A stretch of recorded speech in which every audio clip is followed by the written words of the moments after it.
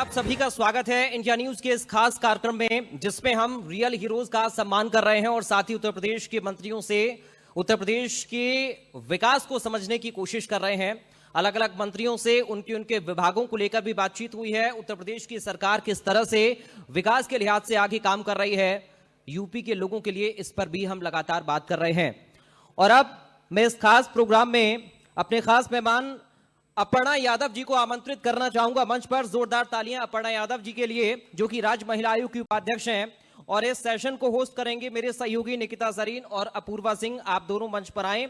अपर्णा यादव जी ने एक सशक्त महिला के तौर पर उत्तर प्रदेश में एक राजनीतिज्ञ के तौर पर अपनी पहचान बनाई है। अक्सर अपने बयानों को लेकर, अपने धारदार अंदाज को लेकर वो चर्चाओं में रहती हैं। बीजेपी की नेता हैं, उनसे इस सेशन में बातचीत। Nikita, Apurva, over to you. Thank you Parag. बहुत स्वागत है अपर्णा जी आपका, यहाँ पे अपना कीमती वक्त निकाल के आप यहाँ आई हैं। और आज जैसा कि हम अपने इस मंच के माध्यम से रियल हीरोज ऑफ महाकुंभ को हमने सम्मानित भी किया है, सफाई कर्मी, सुरक्षा कर्मी, स्वास्थ्य कर्मी। तो सबसे पहले आपके साथ सेशन की शुरुआत में इन्हीं सवालों के साथ करूंगी कि महाकुंभ को अपर्णा जी आपने किस तरह से देखा, क्या अनुभव किया, क्या महसूस किया? और जब आप सुनते हैं कि जो रियल हीरोज हैं, जो अक्सर गुमनाम हो जाते हैं, आते हैं, अपनी जिम्मेदारी निभाते हैं और फिर चले जाते हैं, लेकिन जब उन्हें एक मंच मिलता है, उन्हें एक पहचान मिलती है, तो फिर कैसा महसूस करती हैं आप? सर्वप्रथम यहाँ पर जितने लोग हैं, आप लोगों को भी सभी को मेरा वंदे मातरम प्रणाम। और जो आपकी ये पहल है महाकुंभ के रियल हीरोज़ का सम्मान करना, इसको मैं बहुत हृदय की गहराइयों से आपका धन्यवाद देना चाहती हूँ। ये सच बात है कि उत्तर प्रदेश में जिस प्रकार का महाकुंभ इस बार हुआ, वो आज तक कभी ना हुआ था, ना इसकी परिकल्पना किसी ने करी थी। अहोभाग्य जो मैं समझती हूँ आदरणीय प्रधानमंत्री श्री नरेंद्र मोदी जी का पुरुषार्थ था, उनका स्वबल था, जिसकी परिकल्पना के कारण इतना सुंदर, इतना भव्य कुंभ आदरणीय मुख्यमंत्री जी के द्वारा यहाँ पर किया गया। और पूरा प्रशासन आप देख लीजिए, हेड ऑन हील्स खड़ा था लोगों की मदद के लिए, लोगों के सुचारू रूप से आने के लिए। और हमारे लिए इससे बड़ी बात नहीं हो सकती है, क्योंकि हम लोग होस्ट थे। हम क्योंकि उत्तर प्रदेश के निवासी हैं, तो हर व्यक्ति जो उत्तर प्रदेश का है वो होस्ट कर रहा था। पूरे भारतवर्ष के जितने लोग आए, विदेश से जितने लोग आए, उन्होंने। और ऐसे में मुझे लगता है उसके इतने समय बाद आप लोगों ने, अभी मैं निकिता जी से यही पूछ रही थी कि इतनी लेट मतलब क्यों इस पे बात हुई, तो ये बहुत अच्छी बात है कि हमारे जो स्वास्थ्य कर्मी हैं, हमारे सफाई कर्मचारी हैं, हमारे जो वहाँ पर आई थिंक अगर पुलिस के भी लोगों का इसमें सम्मान होना चाहिए। और जो है बहुत शिद्दत के साथ, बहुत मेहनत के साथ लगे हुए थे, क्योंकि जिस प्रकार की जनसंख्या वहाँ पर आई है, it was almost half of this countries population. और जो है 66 करोड़ से ज़्यादा लोग 14 किलोमीटर के रेडियस में आना, ये अपने आप में बहुत बड़ा काम था। तो वहाँ के जितने भी निवासी संत थे, उनको भी मेरा हृदय की गहराइयों से धन्यवाद है, प्रणाम है कि कई सारे ऋषियों ने, जैसे मुनियों ने पूर्व काल में जो है सेवा का भाव एक समर्पित रूप से किया था, उसी प्रकार से बहुत सारे, मैं नाम किसी एक का लूँगी तो हो सकता है बाकी लोग नाराज़ हो जाएं, पर अनेक अनेक भंडारे सिर्फ उन लोगों के लिए चलाए गए जो सफाई कर्मचारी थे, जो पुलिस विभाग में थे। ऐसा नहीं था कि जो है सरकार ने उनकी व्यवस्था नहीं कर रखी थी, परंतु उन ऋषियों के द्वारा भी, उन संतों के द्वारा भी, उन मुनियों के द्वारा भी उस जगह पे जो है इतना, मतलब मुझे लगता है खाने का, कहते हैं भूखे पेट भजन नहीं होते, तो उसी प्रकार से मुझे लगता है कि भूखे पेट कोई भी ड्यूटी भी नहीं होती है। क्योंकि आप जिस तरीके से अभी सेवा भाव की बात कर रही हैं, मुझे कुछ दिन पहले रीना चौरसिया, आप जानती होंगी उन्हें, मिली थी, आपकी बड़ी तारीफ कर रही थी, कह रही है मैं बड़ा आभार व्यक्त करती हूँ अपर्णा जी का, मुझे खींच खींच के ले गई और पूरी व्यवस्था की। तो आपका भी सेवा भाव हमने महाकुंभ में बहुत देखा, आप कई लोगों को वहाँ लेकर गई, आस्था की डुबकी लगवाई, उनके लिए पूरे व्यवस्थाएं की, तो कहीं ना कहीं ये पुण्य आपको भी जाता है। Thank you. मैं तो बस ये कहूँगी कि हमारी जितनी भी वुमेन कमीशन की महिलाएं थीं, उत्तर प्रदेश वुमेन कमीशन की, और जो भी हमारी कार्यरत महिलाएं हैं पार्टी की भी, अन्य भी जो सोशल वर्कर हैं, जिनको मन था, मैं संजोग से जो है प्रशासन की मदद से 72 लोगों को ले गई थी और भगवान के आशीर्वाद से, माँ गंगा के आशीर्वाद से हमने हनुमानगढ़ी के भी दर्शन करे, गंगा जी में जो है डुबकी भी लगाई और बहुत लेटे हुए हनुमान जी का, और जो है बहुत सुंदर जो है दर्शन हुए, पूज्य संतों का भी दर्शन हुआ उसमें और बहुत अच्छा था। हनुमानगढ़ी आप भूल नहीं पाई हैं। और हम ये भी बता दें कि इस बार मिल्कीपुर जो जीत है भारतीय जनता पार्टी की, उसमें अहम रोल आपका रहा था अपर्णा जी। बहुत अच्छा था, हमने बहुत अच्छे से कैंपेन करा। पार्टी ने मुझे समझा कि मुझे जाना चाहिए वहाँ पर, तो काफ़ी सारे जितने ग्राम सभाएं थीं और हमारे ब्लॉक प्रमुख थे, स्पेशली मैं कहूँगी अगर 70,000 वहाँ पर यादव समूह थे, तो वहाँ पे भी लोगों को हमने जो है मोबिलाइज़ करने का कोशिश करी। और जितने भी लोग थे उनसे हमने बस एक ही बात बोली कि ऐसे व्यक्ति को वोट करके यहाँ से चयनित कर कर विधानसभा में भेजें जो आपके बीच का लड़का है, जो आपके बीच में से आया है। अगर महिला होती तो मैं कहती आपके बीच की बहू है, बेटी है, पर जो है वहाँ पे चंद्रभानु पासवान थे, तो उनके लिए मैंने अपील करी और मुझे लगता है लोगों को ये बात समझ में आई, क्योंकि वहाँ पे काफ़ी सारी चीज़ें हमारे खिलाफ विपक्षियों ने काफ़ी सारा एक नैरेटिव बना रखा था। विपक्षियों को वैसे आपने काफ़ी टाइट किया वहाँ, हमने देखा। देखिए, पार्टी के लिए अपर्णा यादव अपना सर्वस्व जो है दे सकती है और पार्टी का झंडा ऊंचा रहे, हमारे राष्ट्र का झंडा ऊंचा रहे, यही मेरी हमेशा से कामना रही है और इसी पे मैं काम करती आई हूँ। मिल्कीपुर की जीत के लिए जितने लोग लगे हुए थे वो सब जिम्मेदार हैं वहाँ की जीत के लिए, और मुझे लगता है कि काफ़ी अच्छा प्रदर्शन रहा। और सबसे इम्पोर्टेंट रहा इनायत नगर की मेरी जनसमूह की मीटिंग, जो वहाँ पे अवधेश प्रसाद जी का वो बूथ रहा, उसको भी हमने हराने का वहाँ पर काम किया। अब विपक्षी हम पे किसी बात का भी इल्ज़ाम लगा लें, वो इस बात को डिनाई नहीं कर सकते कि उनके अपने बूथ से उनका लड़का हार गया। जी अपर्णा जी, आपने विपक्षियों का जिक्र किया, तो विपक्षियों से ही जुड़ा एक सवाल ये भी है कि विपक्षियों का एक ऐसा भी आपको लेके एक नैरेटिव है कि वो जगह आपको नहीं मिल पा रही है बीजेपी में, वो कद आपको नहीं मिल पा रहा है, ये नैरेटिव लगातार विपक्षियों की तरफ से आपको लेके सेट किया जा रहा है, तो आप क्या जवाब देना चाहेंगे? देखिए, मैं ये कहूँगी कि अपर्णा यादव अपने कार्यशैली पर और अपनी पार्टी के नेतृत्व ने जो हमें एक स्ट्रक्चर दिया है काम करने के लिए, मैं उसमें अपना काम कर रही हूँ। और हमारी पार्टी बहुत बड़ी पार्टी है, इट्स अ नेशनल पार्टी, इसमें बहुत सारे करोड़ों लोग हैं, करोड़ों कार्यकर्ता हैं। उसमें अभी भी मैं आदरणीय गृह मंत्री जी का मुझे इस पे बात याद आ रही है, जो पार्लियामेंट में उन्होंने जवाब दिया था और जो है वो बहुत सच बात बोली थी कि हमारे पास कार्यकर्ताएं बहुत ज़्यादा हैं, हमारे पास बहुत सारा जनसमूह है, जिसमें से जो है लोगों को चयनित करना पड़ता है कि क्या किसके लिए काम कब सही होगा। मैं अपने जो भी हमारी पार्टी लीडरशिप कहती है, मैं बहुत मन लगा करके काम कर रही हूँ, मेरा काम सबको दिख रहा है और मैं समझती हूँ पार्टी मेरे लिए हमेशा अच्छा सोचेगी। बहुत आदर करती हूँ मैं सभी पार्टी के बड़े लोगों का। मैं समझती हूँ कि जो भी वो मेरे लिए तय करेंगे, आज भी अच्छा किया है, आगे भी अच्छा करेंगे। आप अयोध्या गई थी, आपने राम मंदिर के दर्शन किए वहाँ पे, और जब आप वहाँ मीडिया से मुखातिब हुई तो आपने वहाँ की सुरक्षा व्यवस्थाओं को लेकर कहा कि कोई यहाँ पर परिंदा पर नहीं मार सकता, यहाँ की सुरक्षा व्यवस्था इतनी अच्छी है। आपने माननीय योगी जी का भी वहाँ पर बहुत आभार व्यक्त किया। आपके उन बयानों को लेकर भी आपको ट्रोल किया जाने लगा कि वहाँ पर आपने महिलाओं से जुड़ी कोई बातें नहीं की, आपने वहाँ पे जाके बखान कर दिया कि बहुत अच्छी। देखिए, मुझसे जिस प्रकार का मेरे मीडिया बंधुओं ने सवाल किया, उसी प्रकार का मैंने उनको जवाब दिया। जब मीडिया के अगर मेरे भाई बहन कोई और सवाल करते तो मैं उनसे वही बात करती, परंतु जब सवाल ये था तो मेरा जवाब भी ऐसा जो है मैं समझती हूँ बड़ा नेचुरल है कि जो पूछेंगे वही तो बोलेंगे। अब विपक्ष कुछ और पूछना चाहता है तो वो मुझसे पूछे आकर के। चलिए, हम यहाँ आपसे वो सवाल पूछते हैं, यूपी की महिलाओं के लिए क्या आगे की प्लानिंग है फ्यूचर में, किस तरह से आप देख रही हैं कि क्या चुनौती हैं और जो चुनौतियाँ उनको किस तरह से दूर किया जाए? देखिए, मैं समझती हूँ यूपी में, उत्तर प्रदेश में और पूरे देश की स्थिति में महिलाओं के लिए बहुत बदलाव आया है। मैं इसलिए कह रही हूँ क्योंकि जो आदरणीय प्रधानमंत्री जी का विजन है।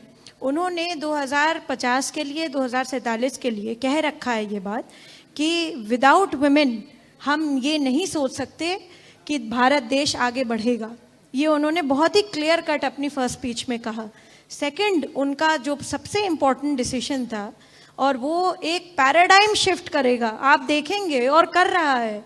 33% ऑफ आरक्षण, 33%, 33% का ये रिजर्वेशन जो महिलाओं के लिए सेट हो गया है, उसको लोग जिस तरह से ले रहे हैं, और आप समझिए कि पब्लिक सेक्टर में बहुत सारी जगहों पे 53% तक ये आरक्षण नेचुरल कोर्स में जा रहा है।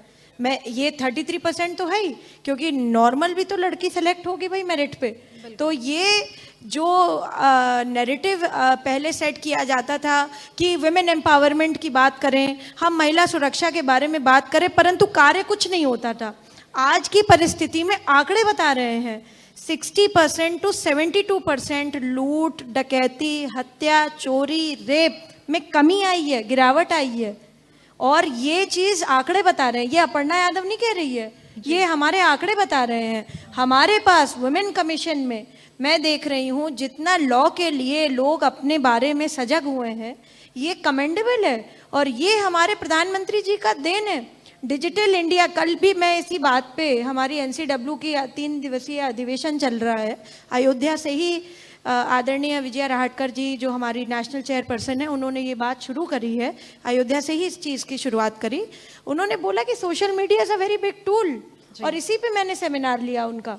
मैं यही बात आपसे भी बोलना चाहती हूँ कि सच में जिस प्रकार से लॉ की जानकारी हुई है वो पहले कभी नहीं थी।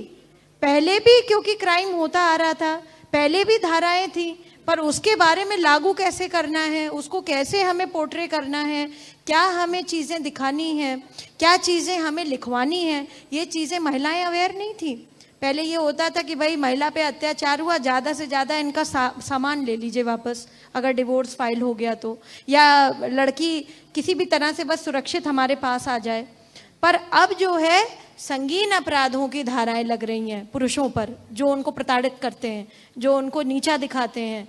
और एक मैं कहूँगी एक पैराडाइम शिफ्ट इस बात पे भी आया है, जो प्रधानमंत्री जी की आवासीय योजना है या जो आपकी योजनाएं चल रही हैं, वो सब महिला को एज प्रोटैगनिस्ट रखते हैं अपने उसमें। लेकिन अपर्णा जी, इस बीच मेरा एक सवाल आपसे ये भी है कि इधर बीच हम ये भी देख रहे हैं कि महिलाओं द्वारा पुरुषों पर भी अत्याचार हो रहा है। मेरठ की हाल ही में हमने घटना देखी है। आप फिलहाल महिला आयोग की उपाध्यक्ष होने के रूप में इन सबको कैसे देख रही हैं, क्योंकि अभी जो महिलाओं द्वारा अत्याचार भी काफ़ी बढ़ गया है? देखिए, मैं समझती हूँ और मैं बहुत वोकल रही हूँ इस बारे में। यहाँ पे हमारे बहुत सारे पुरुष भी देख रहे हैं, हमारे बहुत सारे भाई भी हैं, और बिना भाइयों के भी ये समाज नहीं चलेगा। महिला और पुरुष दोनों से जो है समाज की गाड़ी चलेगी। मेरा बहुत स्ट्रिक्ट ये बात है, जो मेरे पास कमीशन में भी केसेस आते हैं, अगर कहीं पर मैं ये पाती हूँ, मैं अपने लिए बोल रही हूँ कि कहीं पे मैं ये पाती हूँ कि महिला की गलती है, तो बकायदा उसकी काउंसलिंग करा करके उस व्यक्ति पर, उस महिला के उस पर भी कड़ी कार्रवाई होती है। अगर कहीं भी हमें ये लगता है कि पुरुषों का शोषण हो रहा है या उनको डीमोरलाइज किया जा रहा है, क्योंकि हर समय हम ये नहीं कह सकते, हम एक चश्मे से जो है दुनिया नहीं देख सकते। आज हम वुमेन कमीशन में हैं तो इसका मतलब ये नहीं कि हमें सिर्फ महिलाओं का पक्ष ही देखना है, हमें सर्व समाज को लेकर के चलना पड़ेगा। और समाज का एक अभिन्न अंग पुरुष भी है। और ये सच बात है कि चाहे बैंगलोर वाला केस देख लीजिए, ये भी हमारे आप लोगों ने मीडिया के माध्यम से हम लोगों के सामने आया, आई ओपनर है ये केस, जिसमें उस लड़के ने सुसाइड कर लिया जी। और जो है ये मेरठ वाला केस तो बहुत ही हतप्रभ कर देने वाला है, इसमें रोंगटे खड़े कर देने वाला है, जिसमें जो है पत्नी ने किस किस प्रकार का काम किया। अब तो लोग जो है कई इसमें जो है चीज़ें भी बता रहे हैं, बहुत सारी धारणाएं हैं। तो मैं समझती हूँ कि हमारा काम है न्याय देना। We are a quasi judicial post holders, तो हमें चाहिए कि हम न्याय की गद्दी पे हैं तो हम न्याय दें। हमें ये नहीं होना चाहिए कि हम सिर्फ वुमेन सेंट्रिक ही बात करें। अगर कहीं पुरुष भी प्रताड़ित है, पुरुष भी डिमोरलाइज है, तो उसका भी हमें ठीक करना हमारा दायित्व बनता है। महिला आयोग की अगर मैं बात करूं तो महिला आयोग ने अभी हाल ही में एक निर्णय लिया था कि जिस तरीके से टेलर की दुकानों पर महिलाओं के मेजरमेंट लेने के लिए महिलाएं ही होंगी, साथ ही साथ जिम की अगर मैं बात करूं तो पर्सनल ट्रेनर्स अगर महिला जा रही हैं तो वो महिलाएं ही होंगी।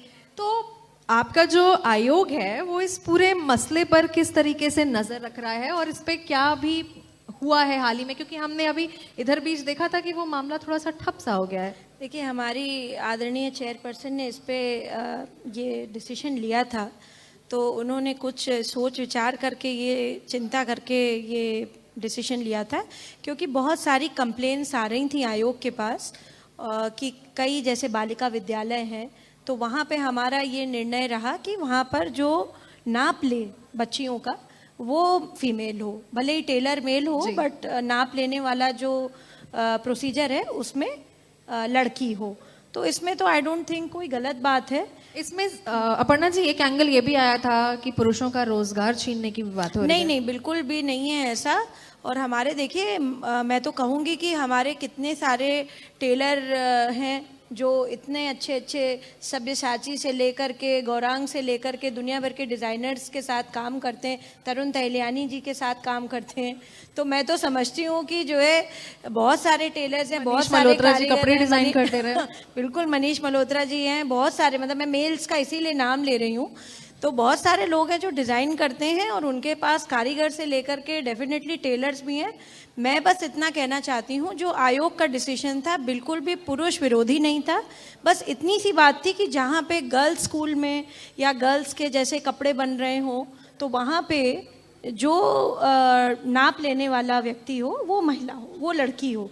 उससे क्या होगा कि girls will feel more safe. But अगर किसी व्यक्ति को मन है, किसी महिला को मन है कि भाई she is comfortable with her tailor whosoever it is, whether it is a female और a male, it is up to them. उनका व्यक्तिगत फैसला, ये व्यक्तिगत फैसला है, ऐसा कोई इसमें कोई बात नहीं है। और जहाँ तक जिम इंस्ट्रक्टर्स हैं, योगा इंस्ट्रक्टर्स हैं, उनकी बात है तो ये भी उनका व्यक्तिगत फैसला है। तो आजकल देखिए, अब तो यूनिवर्सिटी में भी सब लोग सब साथ में पढ़ते हैं, हम हैं, सारे लोग हैं, हम लोग सब एक ऐसे स्ट्रक्चर में काम करते हैं जहाँ पुरुष भी हैं, महिलाएं भी हैं। तो ऐसा कोई इस तरीके की बात नहीं है। अभी आपने वक्फ बिल को लेकर भी आपने एक बयान दिया था जहां आपने कहा था कि ये सही है, ये होना चाहिए। जो अमेंडमेंट्स वक्फ बिल में हुए हैं आपने उनको सपोर्ट भी किया था, लेकिन एक पक्ष ऐसा भी है जो वक्फ बिल को लेकर सड़कों पर उतर आ रहा है, कुर्बानी देने को तैयार हो जा रहे हैं, खून बहाने को भी तैयार हो जा रहे हैं। देखिए, जो कुर्बानी देना चाहते हैं, जो खून बहाना चाहते हैं, ये उनकी व्यक्तिगत इच्छा है। और मैं ये समझती हूँ, लोकतंत्र में हम रह रहे हैं, लोकतांत्रिक व्यवस्था में रहेंगे। जो संसद से कानून पास हुआ है, आदरणीय गृह मंत्री जी के शब्दों में अगर उसको बयान सुने हम, तो बहुत ही अच्छा और बहुत साफ, बहुत स्पष्ट रूप से आदरणीय गृह मंत्री जी अमित शाह जी ने कहा ये बात कि हम हमेशा उस कानून को पास करेंगे जो लोगों के हित में होगा। एक बात। दूसरी बात उन्होंने बोली, अगर ये कानून संसद के द्वारा पास हो रहा है तो इट इज़ एन एक्ट, ये एक्ट बन चुका है, इसको आप डिनाई नहीं कर सकते। इसको आप ये नहीं कह सकते कि जो है हम इसको नहीं मानेंगे, और जो नहीं मानना है वो देश विरोधी करना है। बात देश के हित में आया है ये कानून। किसी मुसलमान भाई से या बहन से उसकी ज़मीन छीनने की कोई गवर्नमेंट की मंशा नहीं है। ये उन लोगों के ऊपर जो है शिकंजा कसने की बात है जिन लोगों ने उन गरीब मुसलमान भाई बहनों के ऊपर दबाव बना करके और वक्फ बिल के नाम पर, जो है वक्फ के नाम पर ज़मीन हड़प रखी है। तो ऐसे हड़पने वालों का तो जो है इलाज होना ही चाहिए। और अब इस पे कानून पारित हो गया है तो डेफिनेटली जो ज़मीनें, जो जगहें इतनी इम्पॉर्टेंट जो है, मैं कहूँगी हार्ट ऑफ सिटीज़ में है, वहाँ पे कुछ अगर अच्छी चीज़ें बन जाएं, हॉस्पिटल्स बन जाएं, स्कूल्स बन जाएं, तो this is in favour of the government. लेकिन ओवैसी जी को शायद सरकार की ये बात भाई नहीं। हमने देखा कि संसद में उन्होंने बिल फाड़ दिया और ये भी कहते नजर आए विपक्ष, कई मौलाना, कि भारतीय जनता पार्टी उनका हक भी छीन रही है। देखिए, मैं तो समझती हूँ सबसे बड़े वक्फ के ठेकेदार बनने वाले तो ओवैसी जी थे।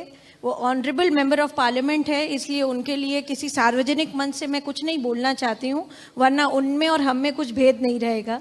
मैं समझती हूँ कि सब जानते हैं कि किसने इतनी लूट, इतनी अत्याचार करी है, और अब देश ये बर्दाश्त नहीं करेगा। देश इस बारे में बिल्कुल सख्त हो चुका है और इस पे कानून पारित हो चुका है। इस पे जल्द जांच बैठेगी और जो दूध का दूध पानी का पानी होगा।